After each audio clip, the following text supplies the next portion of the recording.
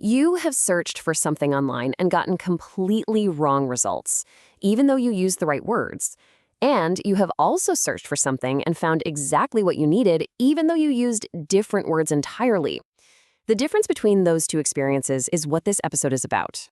For decades, digital systems have relied on something we call keyword search.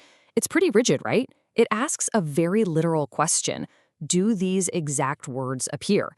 It's honestly a lot like trying to find a specific building in a massive city, but you're only allowed to look for exact street signs. If the sign is slightly different, or if you only know what the building looks like, you're going to miss it entirely. Keyword search is incredibly precise about spelling, but, well, it's completely blind to your actual intent. So, that brings us to a really fascinating question. What if a system actually understood what you meant, not just what you typed? I mean, imagine an architecture that doesn't just read surface-level symbols, but somehow recovers your underlying intent. This is a monumental shift. We're talking about moving from just matching static strings of text to genuinely mapping out human language. And it turns out, this is the exact mechanism that gives modern AI agents the ability to accurately process and retrieve information. The core difference here really comes down to depth. Keyword search finds exact word matches. It looks strictly at the surface. Semantic search, on the other hand, finds meaning matches. It actually cares about context. Think of it like this. It's the difference between trying to find a friend by matching their exact name spelling on a printed list versus scanning a crowded room and instantly recognizing their face and personality. Let's look at a universally relatable example. Say you're on a search for phone dying fast. A rigid keyword system is just going to hunt for those exact 3 words. But what if the perfect solution doesn't use those words at all? What if the absolute best troubleshooting document talks about power drain, or screen brightness optimization, or battery health? With the old system, that perfect answer is missed completely, simply because the phrasing didn't align. The machine just literally doesn't see the connection. To fix this fundamental limitation, AI engineers realized they had to completely change how machines process words. And the big breakthrough idea? Embeddings. Embeddings literally turn meaning into math. You see, computers don't naturally feel the relationships between words like we do. They just see symbols. So to make an AI agent actually intelligent, we needed a way to turn that abstract, squishy human meaning into something structurally measurable. And that measurable structure is built using something called a vector. Now, don't let the math term scare you. A vector is simply a set of numbers that represents the meaning of a word, a sentence, or really any piece of content. Think of it like a set of coordinates on an invisible map of meaning. Instead of storing a word as just a floating text label, the system structures it as a list of numbers that perfectly captures the complex patterns it tends to appear in. Once meaning is turned into numbers, well, distance suddenly starts to matter. And this leads us to the single most important rule of this entire system. Proximity means similarity. If 2 words are frequently used in similar contexts, the mathematical model learns to place their coordinate numbers right near each other. So being close together in this vector space literally translates to being similar in meaning. It's a lot like neighborhoods on a city map. You know, in a well-planned city, hospitals naturally cluster near clinics. In our mathematical meaning space, doctor naturally clusters near nurse. King clusters near queen. Joy sits right next to happiness. The AI agent isn't feeling emotion or thinking about medicine the way you and I do. Instead, it's detecting massive, invisible patterns of association to understand the world. This approach handles the messiness of human communication beautifully. But it begs a pretty interesting question.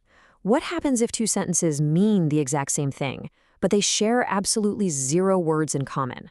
How does an intelligent agent know they're related if it can't rely on matching letters at all? Well, consider 2 completely different phrases. One person says, "My laptop is not starting." Another person says, "The power light turns on, but the screen stays black." A traditional keyword matcher sees 0 overlap there.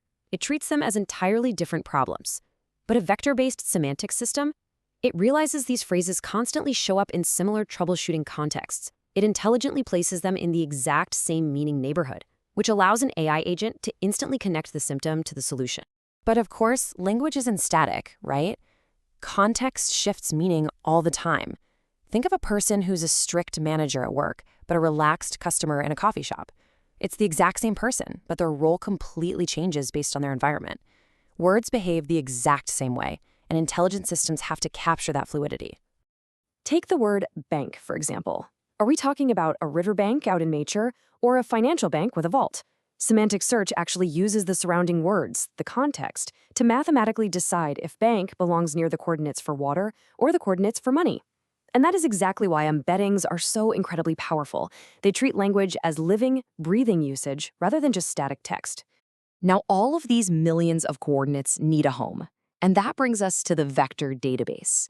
A vector database is a system that stores and searches information by meaning, not keywords. It's essentially the vast intelligent engine under the hood. It houses all these numerical maps, organizing massive amounts of data purely by its semantic value. This is what allows an AI agent that actually retrieve what it knows. And there's a really fascinating piece of hidden architecture here too. Vector databases rarely store just one single coordinate for a massive document. Instead, they store meaning in chunks, maybe a paragraph, a section, or a product description. Think about it. If a 10-page article is crammed into a single vector, the specific ideas inside it get completely diluted. By breaking it down into chunks, the system ensures highly precise meaning matches for the retrieving agent. So, how does this actually unfold in fractions of a second? Let's break it down. Step 1, a query comes in, whether from a human user or an autonomous AI agent, and it's mathematically converted into a vector. Step 2, the system looks at all the stored chunks of information, which, remember, are also vectors. Step 3, it rapidly calculates the distances between the query and all those chunks. And finally, step 4, the closest matches in that meaning space rank the absolute highest. Let's ground this in reality for a second.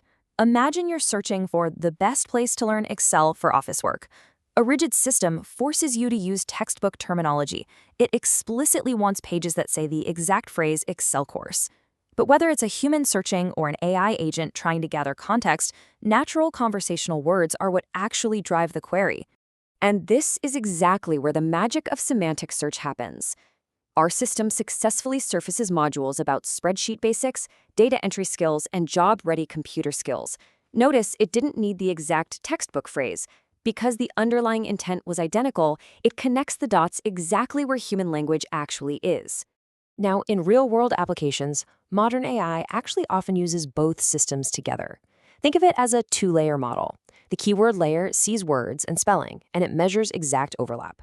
Meanwhile, the semantic layer sees meaning and context, and it measures closeness in vector space. They aren't enemies at all. They represent a set of trade-offs, working hand in hand to quickly filter candidates and then intelligently rank the absolute best ones. So the grand takeaway here is a massive conceptual shift. Language literally becomes geometry. Semantic search isn't just some clever trick to fix typos. It is the profound realization that meaning itself can be operationalized and measured as distance. We've officially moved from matching static strings of letters to truly computing human intent, which gives AI agents the incredible ability to intuitively navigate human knowledge. An agent that can remember, retrieve, and reason across everything it has ever learned, that is not just a tool anymore. That is a foundation of something genuinely intelligent. And that is exactly where this series goes next.